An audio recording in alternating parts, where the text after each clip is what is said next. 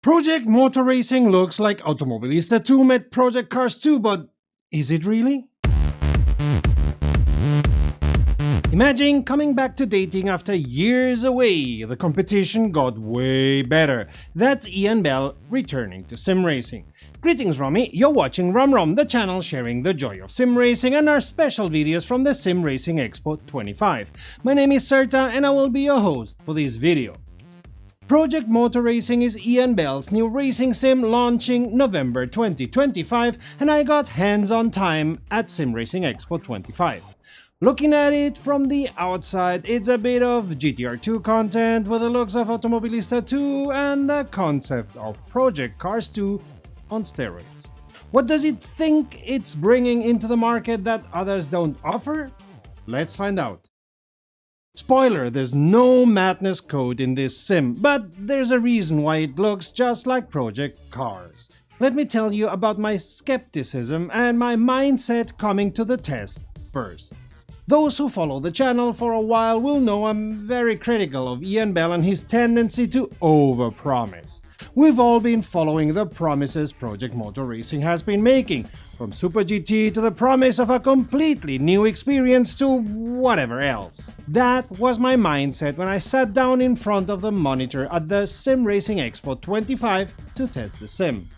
Giants, Project Motor Racing's distributor and technical partner, had a testing rig with Fanatec gear and gave us full freedom to choose any car or track the sim had to offer, which is already a positive surprise and a show of confidence compared to other tests you are normally allowed to do, especially considering the team is still working on the software. Remember, due release of November 25th. So I chose to drive a Mercedes AMG at Kyalami and a Mazda MX-5 at Zolder. The tracks look as good as in any other sim, even if here and there I missed a bit of the track feeling, the tracks being a bit too smooth for my liking. But it may very well have been the settings of the wheelbase, as the tracks were not completely smooth and the times I was off track, which I only did for testing, you could tell the difference. The cars behave as you would expect, the Mercedes being a bit tail-happy, the MX-5 being a bit sluggish to react compared to the Mercedes, which it should be.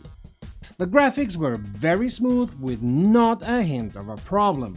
The sim reacted well to my input. The AI only misbehaved once, bumping into me when there was no need and no reason to, while the rest of the time they behaved as was to be expected, even if their movements were a bit robotic at the time, but nothing you don't encounter in other sims from time to time.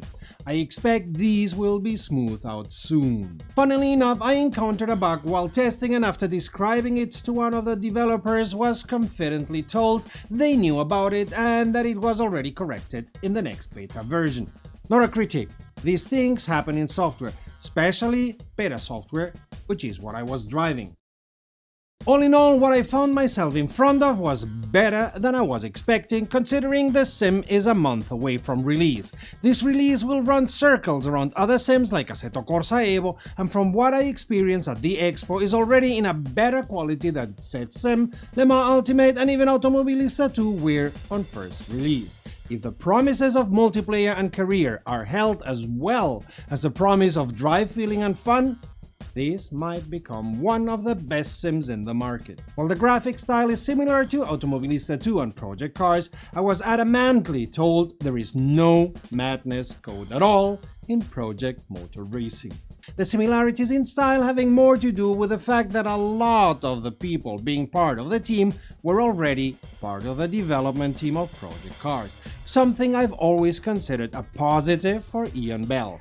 If after so many years you call the people who worked for you once and they are willing and eager to come back to the team without thinking twice, you must have done something right the first time. Before I tell you the final verdict, here's what's not ready.